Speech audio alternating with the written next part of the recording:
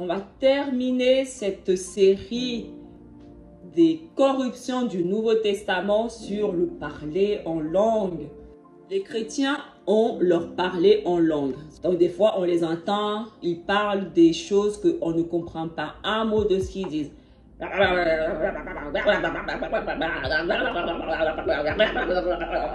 Voilà leur parler en langue. On n'entend rien. Et ils disent que c'est un don du Saint-Esprit qu'ils ont reçu du Saint-Esprit. Je répète, le Saint-Esprit des chrétiens, ce n'est pas le Ruach HaKadosh.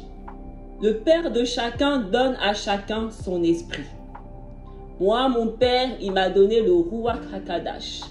Leur Père, leur Dieu, leur a donné le Saint-Esprit. On ne va pas venir discuter des esprits de qui. Nous savons juste que ce n'est pas le même. On va voir la vérité du parler en langue dont la Bible parle réellement. On va voir le parler en langue selon mon Père, Yahuwah. Marc 16. Celui qui croit et est immergé sera sauvé. Mais celui qui ne croit pas sera détruit. Et ce sont les miracles que ceux qui croient feront. Ils guériront en mon nom ceux qui sont possédés par le Satan. Et ils parleront avec des langues alternatives. Aucune espèce de bête ou de serpent venimeux ne leur fera du mal. Et ils imposeront les mains aux malades et ils seront guéris. Donc là déjà, on voit encore ici que Yahusha a donné à toutes les personnes qui croient en lui, c'est-à-dire les 144 000, il leur a donné à tous les mêmes dons, les mêmes capacités. Parce que les chrétiens disent que ce n'est pas tout le monde qui peut guérir, ce n'est pas tout le monde qui peut parler en langue, ce n'est pas tout le monde qui est prophète, ce n'est pas tout le monde qui peut enseigner. Pourtant, on voit très bien ici que Yahusha, il dit que toutes les personnes qui vont croire et seront immergées seront sauvées. Et parce qu'ils seront sauvés, voici ce qu'ils seront capables de faire tous. En d'autres termes, si tu crois en Yahusha, si tu es sauvé, si tu es marqué par le Ruach, donc tu deviens 144 000, tu seras capable de faire toutes ces choses. Voici la vérité de Yahusha. Donc tous les 144 000 ont la capacité de parler diverses langues.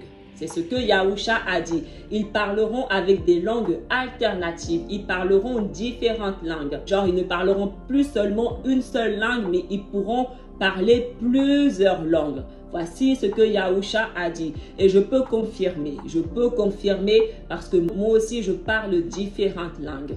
Je ne parle pas que le français, je parle également l'anglais. Je suis bilingue. Je ne suis pas né bilingue, je suis devenu bilingue. Si nous lisons Acte 2, le jour de la Pentecôte, ils étaient tous ensemble dans le même lieu. Tout à coup, il vint du ciel un bruit comme celui d'un vent impétueux. Et il remplit toute la maison où ils étaient assis. Des langues semblables à des langues de feu leur apparurent, séparées les unes des autres, et se posèrent sur chacun d'eux. Et ils furent tous remplis du Ruach Kadosh, et se mirent à parler en d'autres langues, selon que le Ruach leur donnait de s'exprimer.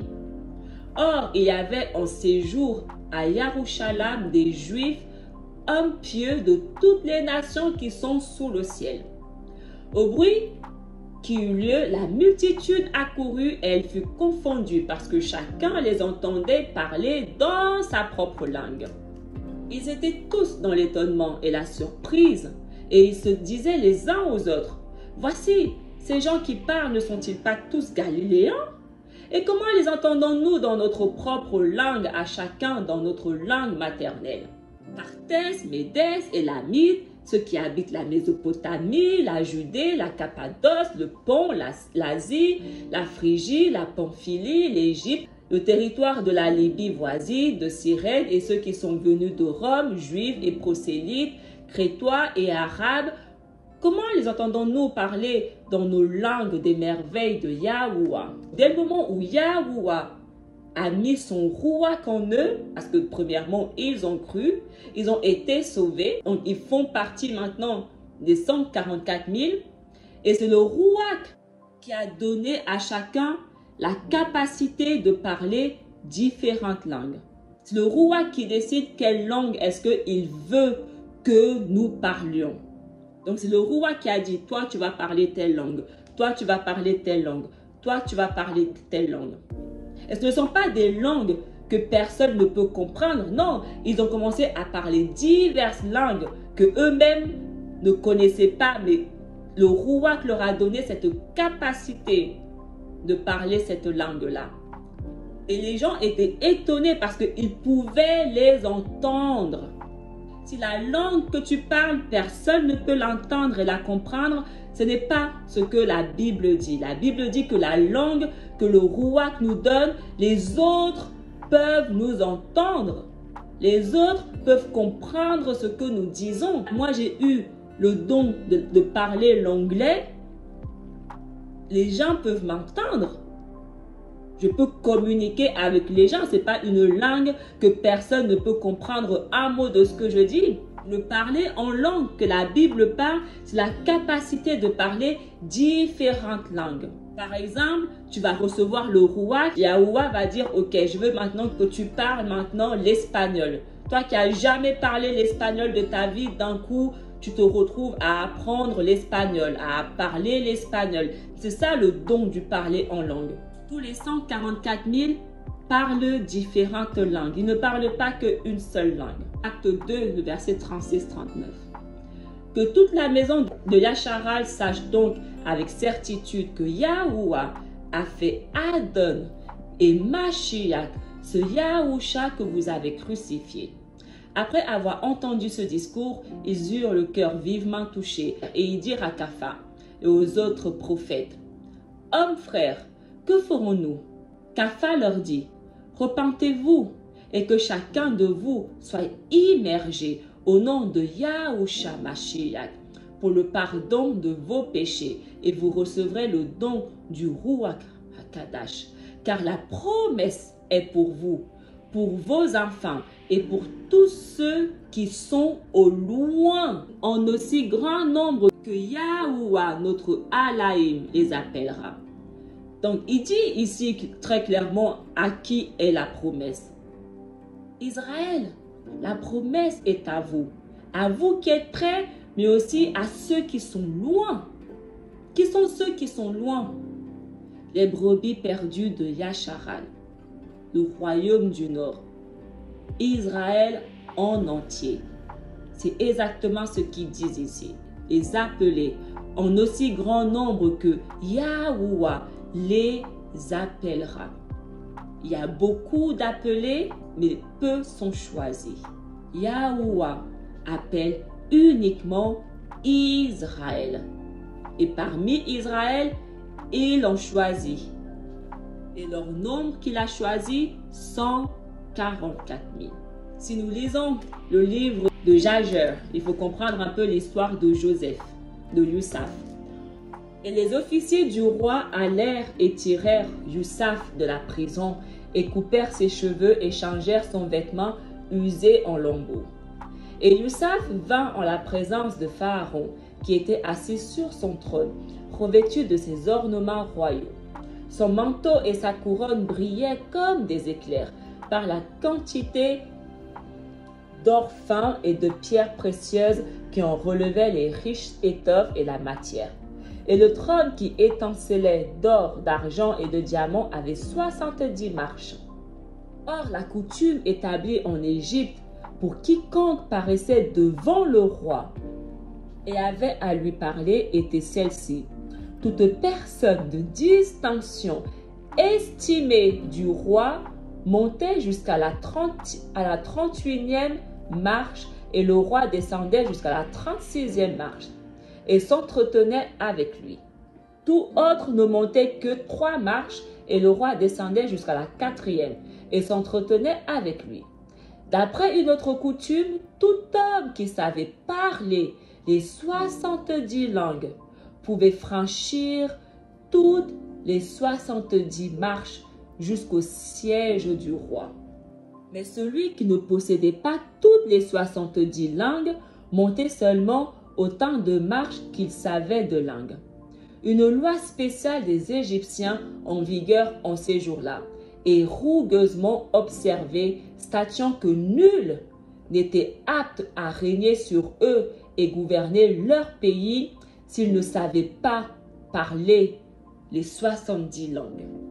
Voilà exactement pourquoi Yahuwah nous donne le don du parler en langue. Si nous voulons régner, nous devons parler différentes langues. La Bible dit qu'il y a en tout 70 nations. Les 144 000 doivent connaître les 70 langues. On ne peut pas tous les parler en même temps, mais on doit tous les connaître. Certains vont connaître telle langue, d'autres telle langue, d'autres telle langue, d'autres telle langue, mais au total, on connaîtra toutes les langues.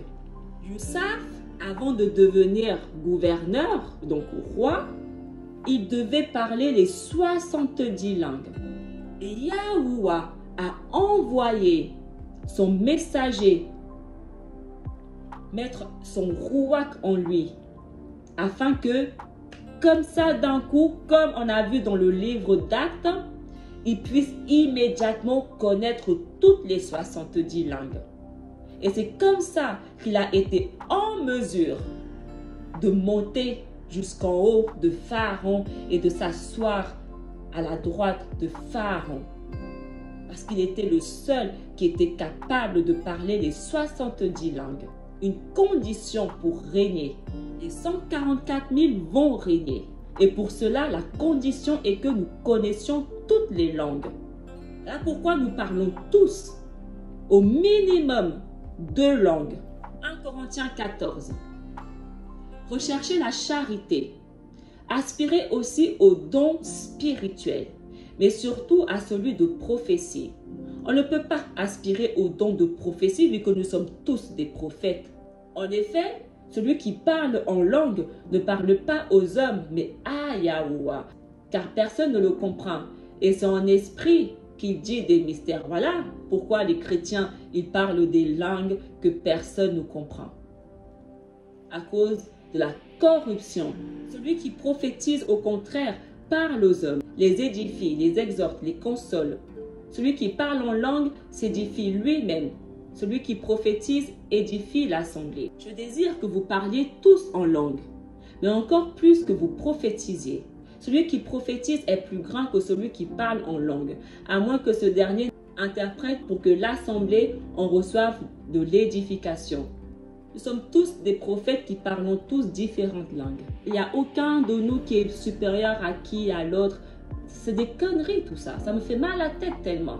Mais vraiment, ça me fatigue de lire ça. Vous n'avez aucune idée à quel point ça m'épuise ce que je suis en train de faire là. Mais je le fais parce que je sais que c'est une grâce que j'ai de comprendre. Si je ne comprenais pas, j'aurais apprécié que quelqu'un qui comprend explique. Voilà pourquoi je le fais. Et aussi parce que je suis obligée de le faire. Comme Saül dit, malheur à moi si je ne fais pas. Et maintenant, frère, de quelle utilité vous serais-je si je venais à vous parlant en langue et si je ne vous parlais pas par révélation ou par connaissance ou par prophétie ou par doctrine? Si les objets inanimés qui rendent un son comme une flûte ou une harpe ne rendent pas des sons distincts, comment reconnaîtront-on ce qui est joué sur la flûte ou sur la harpe? Et si la trompette rend un son confus qui se préparera au combat? De même, vous, si par la langue vous ne donnez pas une parole distincte, comment sauront-on ce que vous dites? Car vous parlerez en l'air. Ils disent, mais si la langue que vous parlez, personne n'est capable de vous entendre, à quoi elle vous sert? Vous voyez la confusion? Un coup, on vous dit que la langue, le don que vous recevez est un don uniquement pour que vous et Dieu puissiez communiquer, uniquement personnel. Et là, on vient dire, et si on ne comprend pas votre langue, mais à quoi cela vous est utile? Effectivement, le parler en langue que nous recevons, c'est pour l'utilité de l'assemblée. Ce n'est pas pour communiquer avec Yahuwah. Et Yahuwah ne m'a pas donné de parler anglais parce qu'il veut que je communique avec lui en anglais.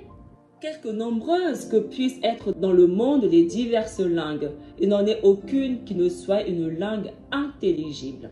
Si donc je ne connais pas le sens de la langue, je serai un barbare pour celui qui parle. Et celui qui parle sera un barbare pour moi. Oui, les langues que nous avons, ce ne sont pas des langues que personne ne peut entendre, que personne ne peut comprendre. De même, vous, puisque vous aspirez aux dons spirituels, que ce soit pour l'édification de l'assemblée, que vous cherchez à en posséder abondamment. On n'aspire à aucun don. Une fois que tu es sauvé, tu as tout le pacte. Tu n'as pas que une partie, comme ils veulent le faire croire ici. C'est des conneries. C'est pourquoi que celui qui parle en langue prie pour avoir le don d'interpréter. Car si je prie en langue, mon rouak est en prière, mais mon intelligence demeure stérile. Que faire donc? Je prierai par l'esprit, mais je prierai aussi par l'intelligence. Je chanterai par l'esprit, mais je chanterai aussi avec l'intelligence. Ça ne veut absolument rien dire ce qu'il est en train de dire là. C'est des conneries. Je suis désolée.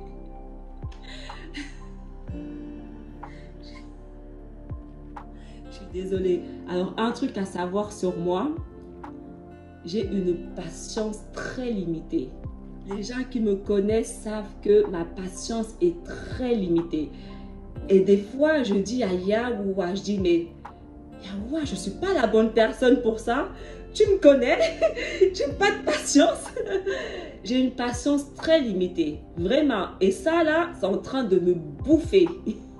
Mais bon, continuons. Autrement, si tu rends grâce par l'esprit, comment celui qui est dans les rangs de l'homme du peuple répondra-t-il à ton action de grâce puisqu'il ne sait pas ce que tu dis? Tu rends, il est vrai, d'excellentes actions de grâce, mais l'autre n'est pas édifié.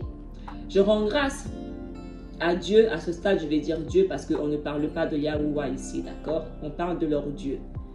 Ça c'est vraiment leur pratique païenne. On ne mélange pas Yahuwah avec ces conneries. Je rends grâce à Dieu de ce que je parle en langue plus que vous tous. Mais dans l'église, j'aime mieux dire 5 paroles avec mon intelligence afin d'instruire aussi les autres que 10 000 paroles en langue. Frères, ne soyez pas des enfants sous le rapport du jugement, mais pour la malice. Soyez enfants à l'égard du jugement. Soyez des hommes faits. Il est écrit dans la loi, c'est par des hommes d'une autre langue et par des lèvres d'étrangers que je parlerai à ce peuple. Et ils ne m'écouteront pas, même ainsi dit Yahuwah. Oui, voilà pourquoi Yahuwah nous donne le parler en langue. Parce que son peuple, ses fils qui sont dispersés, parlent des langues étrangères. Donc Yahuwah nous envoie vers eux. Donc pour aller leur parler, nous devons parler également à notre tour des langues étrangères afin qu'ils puissent nous entendre dans leur langue. Comme il a dit, c'est par des hommes d'une autre langue et par des lèvres d'étrangers que je parlerai à mon peuple. Ah oui, vous qui m'écoutez dans d'autres pays, je suis une étrangère pour vous, vrai ou faux? Parce que je ne suis pas issue du même pays que vous. Donc, dès le moment où je ne suis pas issue du même pays que vous, je suis une étrangère. Si je viens dans votre pays, je serai une étrangère. Vrai ou faux? C'est exactement ce que Yahuwah leur dit ici. C'est par des lèvres d'étrangers que je parlerai à mon peuple. Et ils ne m'écouteront pas. Je leur enverrai mes prophètes leur parler et ils ne m'écouteront pas. J'ai l'impression que je suis Yakanan dans le désert à crier et personne ne m'entend. Yahuwah au début, il m'avait dit tu ne parles pas assez fort. Parce que Yakanan, il criait tellement. Il criait dans le désert. Malgré qu'il criait, il était quand même dans le désert. Personne ne l'entendait. Très peu venaient vers lui. Très peu l'entendaient. Je crie dans le désert. Personne ne m'entend. Personne ne m'écoute. C'est ce que Yahuwah il dit. Je leur enverrai des étrangers leur parler et ils ne m'écouteront pas. Voilà pourquoi le chemin est rare. Je suis dans le désert. Je cherche. Je cherche quelqu'un qui m'entende, qui m'écoute, qui écoute Yahuwah. Mais personne ne l'écoute. Personne. Mais ils sont 3 milliards à écouter Jésus. Par conséquent, les langues sont un signe, non pour les croyants, mais pour les non-croyants. Oui, les langues sont un signe pour les brebis perdues. Les non-croyants, c'est les brebis perdues vers qui Yahusha nous a envoyés. La prophétie, au contraire, est un signe, non pour les non-croyants, mais pour les croyants. Si donc dans une assemblée entière, tous parlent en langue, et qu'il survienne des hommes du peuple ou des non-croyants, ne diront-ils pas que vous êtes fous? Mais si tous prophétisent et qu'il survienne quelques non-croyants ou un homme du peuple, il est convaincu par tous, il est jugé par tous. Les secrets de son cœur sont dévoilés de telle sorte que, tombant sur sa face, il adorera Dieu. Il publiera que Dieu est réellement au milieu de vous. Nous savons que Yahuwah est uniquement au milieu de Yasharal. C'est ce qu'il a dit lui-même. Je demeurerai au milieu de vous. Donc si Yahuwah est au milieu d'un peuple, ce peuple ne peut être que Yasharal. Que faire donc, frères, lorsque vous vous assemblez? Les uns ou les autres parmi vous ont-ils un cantique, une instruction, une révélation, une langue, une interprétation, que tout se fasse pour l'édification? En est-il qui parle en langue, que 2 ou 3 au plus parlent, chacun à son tour, et que quelqu'un interprète? S'il n'y a point d'interprète, qu'on se taise dans l'Église et qu'on parle à soi-même, à Dieu. On n'a pas besoin d'une langue étrangère pour parler à Yahuwah. Ce n'est pas pour lui parler qu'il me donne une langue étrangère. C'est pour aller parler à son peuple. Comme il a dit, je leur enverrai des étrangers leur parler. Dès le moment où tu parles une langue que personne ne peut te comprendre, mais que toi, ce don-là ne te vient pas de Yahuwah. Sache-le, il te vient tout droit du diable. Les chrétiens servent le Satan en personne. Voilà pourquoi ils parlent tous des langues que personne ne peut comprendre, mais seulement eux. Ils sont tous possédés. Dès le moment où tu parles des langues comme ça, là, cousin, tu es possédé. Inquiète-toi. Vraiment. Non, mais sincèrement, je suis très sérieuse. Hein. Là, ce n'est pas de l'ironie. Ce n'est pas de la méchanceté. Ce n'est pas de... Je suis très sérieuse. Dès le moment où tu commences à parler une langue que personne ne peut entendre, tu es possédé. Inquiète-toi, sincèrement. Ça ne vient pas de Yahuwah. Inquiète-toi. Parce que ce n'est pas du tout ce que la Bible dit. Bref, Yasharal, franchement, ne vous mélangez pas avec ces gens-là. Sincèrement, il n'y a aucun rapport entre la lumière et les ténèbres. On ne peut pas servir Yahuwah et le monde. Si vous voulez servir Yahuwah, vous devez vraiment vous mettre à part du monde. Et les chrétiens, c'est le monde. Le christianisme, c'est le monde. Ne vous mélangez vraiment pas avec eux. Ne prenez pas part à leurs pratiques.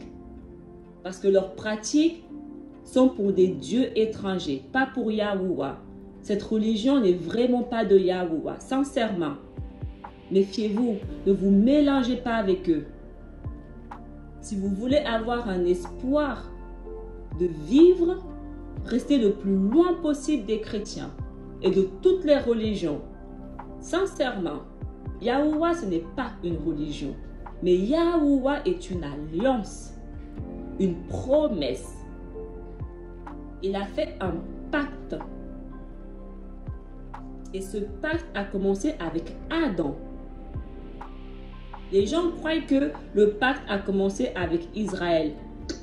Le pacte a commencé avec Adam.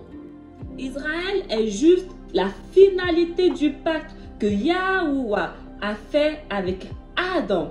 Il a fait une promesse à Adam que lui et sa descendance reviendront habiter dans le jardin d'Éden. Il a fait une promesse à Adam. Mais les chrétiens ne vous disent pas toutes ces choses-là. Ils vous cachent la vérité. Ils ont retiré plein de livres. Ils ont retiré plein de passages parce qu'il ne faut pas que vous sachiez toutes ces choses-là. Donc, on fait tout pour vous cacher la vérité. et on vous donne du vin, de manière à ce que vous soyez bien sous. Apocalypse 18 parle de ça. Ils ont réussi à enivrer le monde entier. Depuis leur naissance, on les nourrit du vin. À la place du lait, c'est du vin qu'on leur donne comme biberon. Ils sont sous. Ils ont perdu tout leur sens. On leur a lavé le cerveau, endoctriné avec cette religion comme pas possible. Et vous, Israël, Yahuwah vous fait grâce. Il vous fait grâce de sa vérité.